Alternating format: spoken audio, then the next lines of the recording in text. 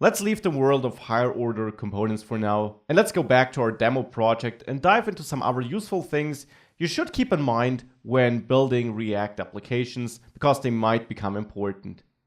One important takeaway I want you to have is regarding setState. We call it a lot in our application, in the app.js file only though, because of the way that you should use state. Use it only in a few selected components. And there we always use it in an immutable way. So if we assign a person's array, we create a copy of that array so that we don't mutate the original one. And then we mutate this copy and assign the changed copy as a new state.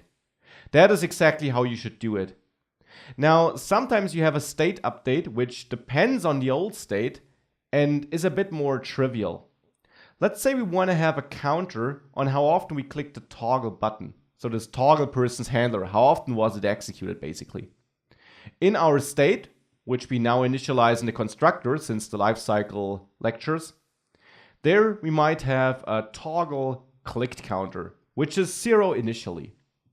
Now in our toggle handler here, we call setState, and there we would now also of course update toggle clicked. And the value, of course, depends on the old value of toggle clicked, because it should be the old value plus 1. So we could say this state toggle clicked plus 1 is the new state. Now, if we save this to see if that's the case, we can use the React Developer Tools.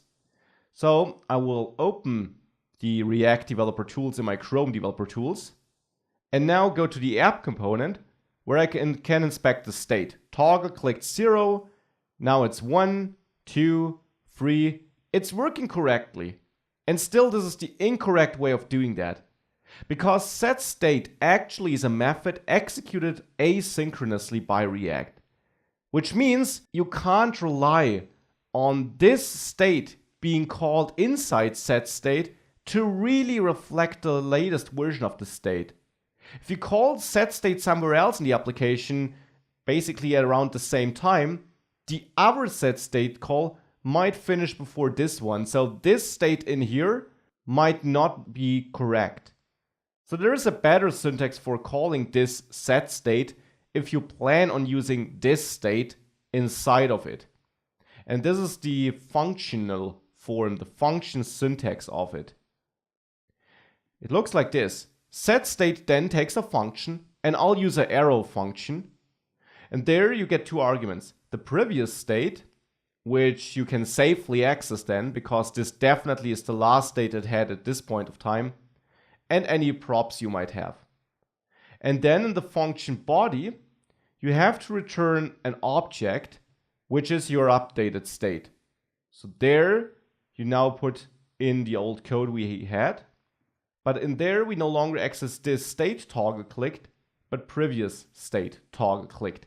And as I just said, this is now safe to be accessed because previous state can't be mutated from anywhere else in the app whilst we are at this setState call. So now with that, if I reload the application, go to the React Developer Tools and select App. Now if I click toggle persons, it works like before. And it will work with the bad approach in many other cases too. But the best practice case of mutating state, if you rely on the previous state, as we do here, is by calling previous state here. This is just a takeaway and a better way of mutating the state if you have the danger of interfering with other state versions. Of course, we wouldn't have had the danger here because we don't change toggle clicked from anywhere else. But if we were to, this is the better approach.